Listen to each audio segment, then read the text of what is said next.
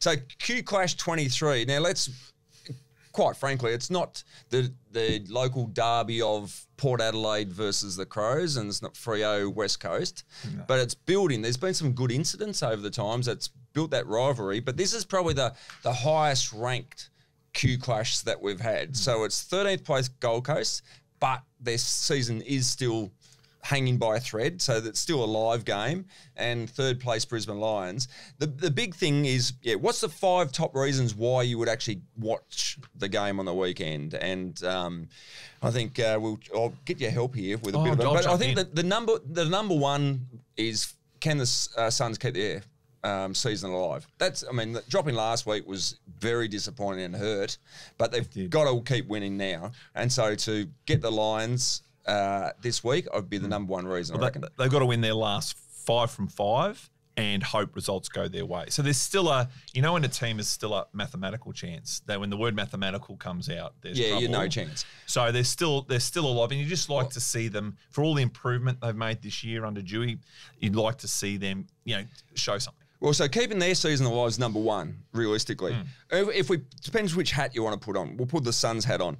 Number 2, can they stuff up the Lions' top 4 ambitions? Really actually make it difficult with a tough run home, as you touched on before. So that's number 2. Watch either Lions establish a top 4 spot, or the Suns send them down the ladder and make it very hard. The other one, number 3, and this is a little bit of a different one, but on the back of what we saw in recent weeks, and especially last week in Canberra, if you get a chance to watch the Q Clash, have a look at Kadeem Coleman. Yes. He may be the next star of Queensland footy. He's a class act playing on the halfback flank and just racking up possessions. He's a 21-year-old with a composure of a 25-year-old at the moment, and as good a kick as there is. And he didn't get drafted his first year, and then the Lions pick him up as an academy type pickup the following year. Yeah, but it's something about left footers, Lynchy. Why are they such good kicks? Left footers. I don't know. But he's such a beautiful motion when he kicks, and you saw when he kicked that goal.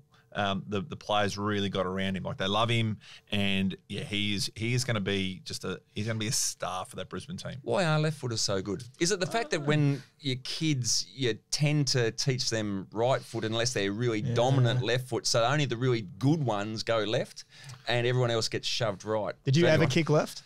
For a bit of fun? I'd have to be absolutely trapped in a corner, and then I may miss my foot. So no, it was in case of emergency, consider something else, and then maybe go left. Well, that's actually made me want to. I might ring Champ Data and ask him how many right foot kicks Daniel Rich has had in his career. It might be 4. Well, and what tends to happen for most left footers, their right foot's just for standing on, because they do not stop them from falling do over. Not use it. Then number 4 reason. So Kadeem Coleman, number 3. Number 4 reason, you may see goal of the year. Every chance. Rankin, almost v Cameron, 2 outstanding small, medium-sized forwards with so much class it's ridiculous.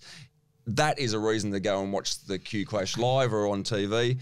Those 2 very, very good players. Electric, and they're 2 blokes that people go to the footy to watch. Kids love Charlie Cameron. Yeah, and they love him. He is the kids' favourite out there in the Queensland footy community.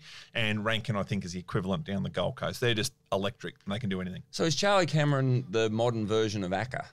Like all the kids used to love going. I mean, that's a great call, Lynchy. Yeah, that is an absolute great call, because kids. He's got the motorbike thing. Acker had the handstand. Yeah, the motorbike's the handstand. Absolutely. Go to John Denver. That's it. I know. That. And I think the John Denver thing, people at the Gabba love singing it. It's great marketing from it. He's done it well. It's part of the experience. And is he sponsored by Country Road? Has he got a clothing deal with Country Road? Maybe that's actually. Yes.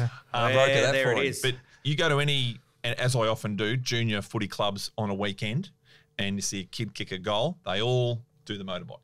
And it was all of them. 25 years ago, it was all the kids loved Acker. And like he used to do some amazing things. He'd do his handstand, which we sometimes were a bit uncomfortable with. But the kids loved it. The fans loved it. He'd go down in front of the cheer squad, do a handstand, the crowd would go berserk. I was one of those kids. I can Oh, vouch. were you? Yeah. That's the whole reason I went. Was just to see him do that. No, he was. So, yeah, Charlie Cameron and maybe Isaac Rankin, the modern versions of Acker. And then the fifth reason. Now, this is after last week. The Suns were extremely disappointed. They are a better team than they've been in past years. That's a given. But how far? The Suns have lost the last 7 games against the Brisbane Lions by an average of 52 points. We can't go down that path again.